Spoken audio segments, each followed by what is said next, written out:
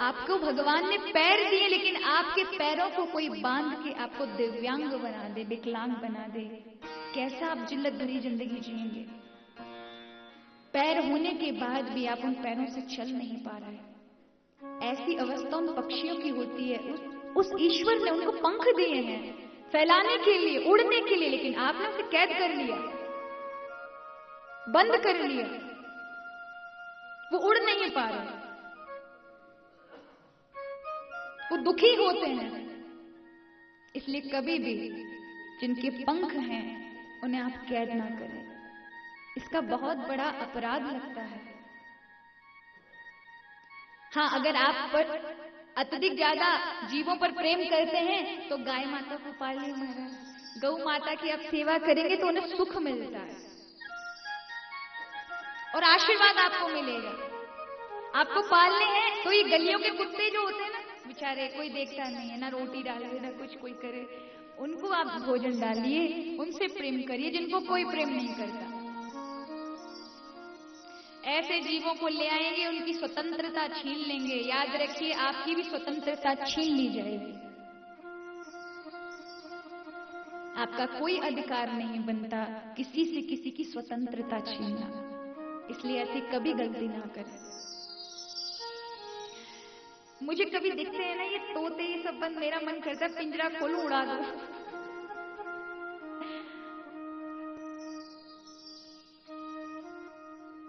बहुत बार लोग कथाओं में पिंजरा लेकर आते हैं जिसमें तोता बैठा रहता है और कथा सुनवाते हैं उसको। यहां भी बहुत सारे लोग बैठे होंगे, नाम नहीं लूंगी, जिनके यहाँ है पिंजरे में तोते बंद, जो कि गलत है। मैंने उनको कई बार बोला है कि आप उड़ा दीजिए, पर वो कहते हैं कि अब ये बन चुके हैं, इनको और जानवर मार डालेंगे अगर ये उड़ेंगे तो। ये कैसी बात हुई? बल्कि हमें ये सोचना चाहिए कि भगवान ने जिनको जो रौनक दी है वो रौनक ही हम छीन लें और हमेशा कैद में रखें। आपको कोई कैद में बंद कर दे, आपको चलने ना दे, आपको खाने ना दे, आपके हाथों का कोई उपयोग ना करने दे। आप जो तीर्थ में घूमने आए ना, ये घूमने ना दे, केवल कमरे में बंद रखे। याद रखिए, आप दिमाग से पागल हो जाएंगे, आपको मेंटली प्रॉब्लम हो जाएगी।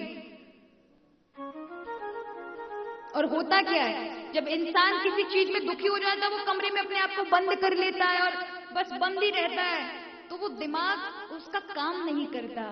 विचार कब खुलते हैं, मन कब खुलता है, शरीर कब शांति का अनुभव करता है? जब वो विहार करता है, जब वो सब चीजें देखता है, और हम उसे बंद कर लेते हैं। ये गलत है। तो आज मोह हो गया हिरण पर, और इसीलिए हिरण की योनि प्राप्त हुई। हिरण की योनि प्राप्त होने के बाद ज्ञान था कि गलती की है, भगवान का नाम जपना था, और अंत समय हिरण हिरण जपा। हिरण में ही ममता बनी रही। जहां भगवान का भजन होना था वहां हिरण का ही भजन हुआ। जहां भगवान को अलग अलग नामों से पहले पुकारते थे, हे राम, हे नारायण, हे माधव, हे मुकुंद, अब हिरण को नए नए नामों से पुकारते थे। वो सारे जो ममता ध्यान था वो हिरण पर आ गया। बस इसी कारण, सत्संग ना लेने के कारण वह हिरण की योनि में गए। और तपस्या के कारण उन्हें ज्ञात था कि मैं हिरण नहीं हो सकता, ये मुझे गलती के कारण जन्म मिला है। और बहुत जल्दी हिरण की योनि भी समाप्त हुई। हिरण की योनि में भी भजन किया, इसके कारण उन्हें एक ब्राह्मण परिवार में जन्म मिला। और यहाँ लोग उनको जड़ भरत कहते थे। जड़ माने जिसके अंदर बुद्धि नहीं है, क्योंकि वो ऐसा ही वेश बनाकर रहते थे, विक्षुब्धों की भांति रहते थे, पागलों की तरह रहते थे। कहीं दुनिया मुझे लूट ना ले, फिर से मुझे फंसा ना ले, ये मेरा आखिरी जन्म है और इसे बर्बाद नहीं करना, इसलिए पागल बनकर रहते थे। लोग उन्हें जड़ कहते थे, जड़ भरत। अरे जड़ ये नहीं है, जड़ तो वो थे जो हिरन में फंस गए, जड़ तो वो थे जो हिरन में मुंह में आ गए थे और 2 जन्म बर्बाद किए। ये तो दिव्य महात्मा है। जो मिल जाता खा लेते, कुछ चिंता नहीं, और महाराज खूब ठाकुर जी का नाम लेते बिहार करते। किसी ने कहा, साधु मस्त मगन रहना, आने पड़े सो सहना। साधु मस्त मगन दिन रहना, कड़वा मीठा सबका सुनना, कड़वा मीठा सबका सुनना, मुख अमृत बरसाना। साधु मस्त मगन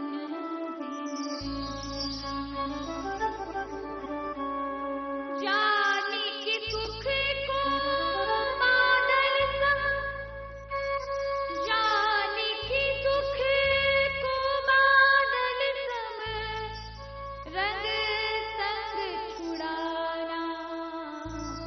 साधु मस्त मगन दिन रहना, साधु मस्त मगन दिन रहना। और आज महाराज जड़ भरत जी घूम रहे थे, अचानक से एक राजा 4 कहारों पकड़कर उसकी पालकी को लेकर आ रहे थे और वो पालकी में बैठकर आ रहा था। इस राजा का नाम था रघुगन और ये सौवीर देश का राजा था। और क्या करने गया, क्या करने जा रहा है? ज्ञान प्राप्त करने जा रहा है कपिल ऋषि से। लेकिन बैठकर किस में जा रहा है? पालकी में। पालकी क्या है? अभिमान है। उस राजा ने घर छोड़ दिया, घर छोड़कर आ रहा है, राज्य छोड़कर आ रहा है, लेकिन पालकी नहीं छोड़ी गई। कई लोग होते हैं तीर्थ में जाते हैं, संतों के यहाँ जाते हैं, गुरुजनों के यहाँ जाते हैं, वाहन नहीं छूटता। अगर उनका बस चले तो गुरुजी के आश्रम में घुसा देना है, बिल्कुल पैदल ना चले। और ये गलत है। बल्कि जब आप तीर्थ में जाएं, आप गुरु के गृह जाएं, गुरु आश्रम में जाएं, संत आश्रम में जाएं, किसी महान पुरुष से मिलने जाएं, किसी विद्वान से मिलने जाएं, तो अपनी वाहन को कुछ दूर छोड़कर नंगे पांव जाना चाहिए। एक एक पग का, एक एक यज्ञ का फल प्राप्त होता है। और गुरु के स्थान पर तो नंगे पांव ही चलना चाहिए।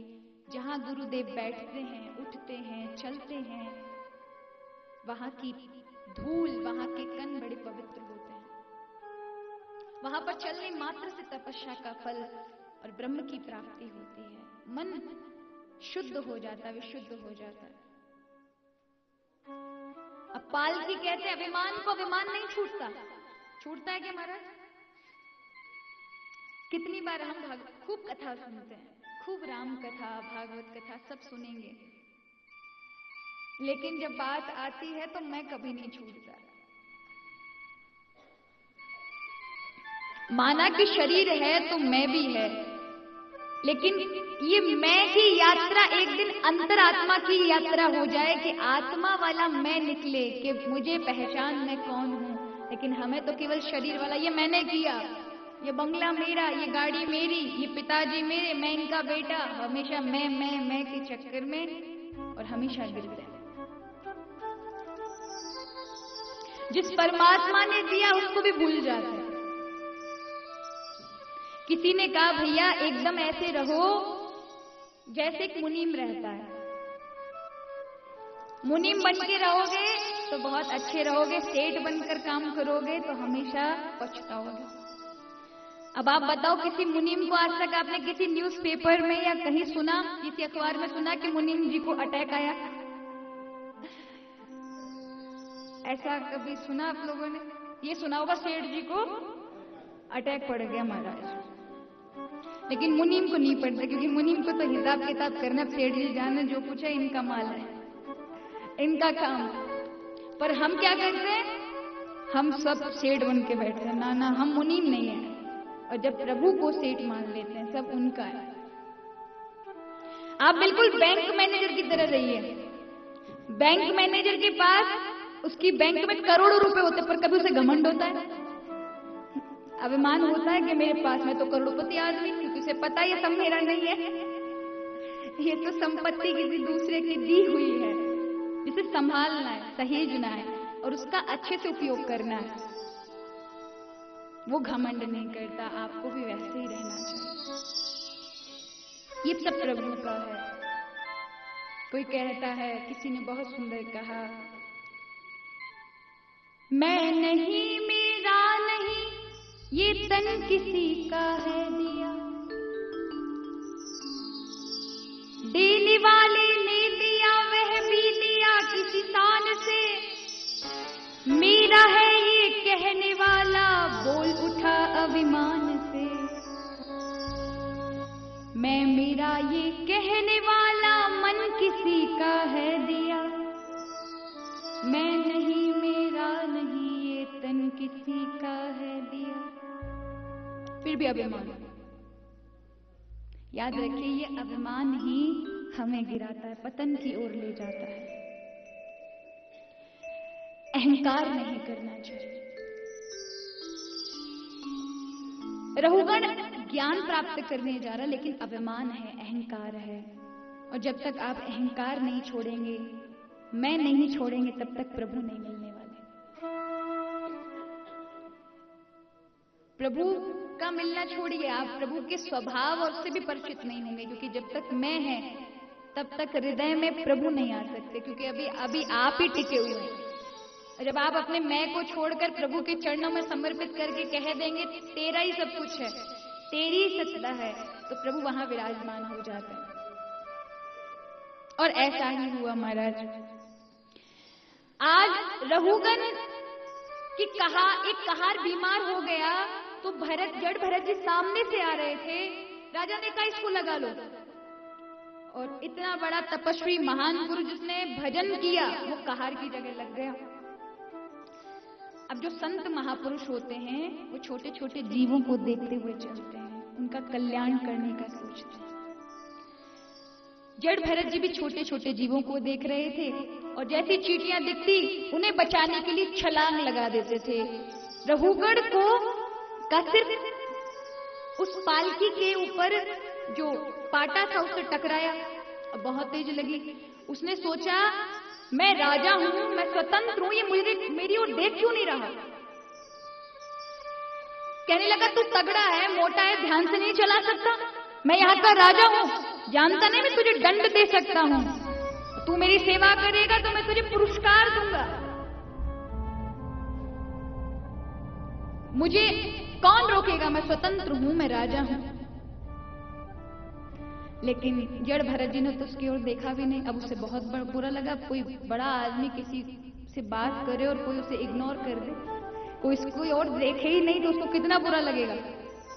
अब रघुगण को बुरा लगा, ये मेरी बात मानता क्यों नहीं, गूंगा है, बहरा है, क्या है। लेकिन जब दूसरी बार कूदे जड़ भरत जी चींटियों को देख के, तब रघुगण को जब लगाई पर लग गई। उसने सोचा ये मुझे गिरा देगा, ये मार देगा। तो महाराज उसे पालकी से नीचे उतरना पड़ा। और जैसे ही पालकी से नीचे उतरे, जड़ भरत जी ने निश्चय कर लिया इसका तो उद्धार होना ही होना है, क्योंकि ये अभिमान से नीचे उतर आया। और जैसे ही वो उतरा, भरत जी ने कहा कि हे राजन, तूने कहा कि तू स्वतंत्र है, तू राजा है, पर मैं तुझे राजा नहीं मानूंगा, मैं तो तुझे जिंदा भी नहीं मानूंगा। तू 4 कंधों पर बैठकर आ रहा है। 4 कंधों पर कौन बैठता है? मुर्दा बैठता है, शव बैठता है। तू जीवित होता तो 4 कंधों पर आता। तू कहता है कि मैं स्वतंत्र हूं, मुझे कोई नहीं रोक सकता, पर मैं तो तुझे गुलाम समझता हूं। तू लौकिक संसार की वस्तुओं पर मुग्ध है, तुझे संसार की वस्तुएं चाहिए, अगर ना मिली तो तुझे दुख होगा। कहां से तू स्वतंत्र है? ये छोटी छोटी चीजें तुझे रुलाती हैं, कहां से तू स्वतंत्र है? तुझे यदि एसी का कमरा नहीं मिला तो दुखी हो गए, पैदल चलना पड़ा, गाड़ी नहीं मिली तो दुखी हो गए। ये क्या है? ये इंद्रियों ने मारा।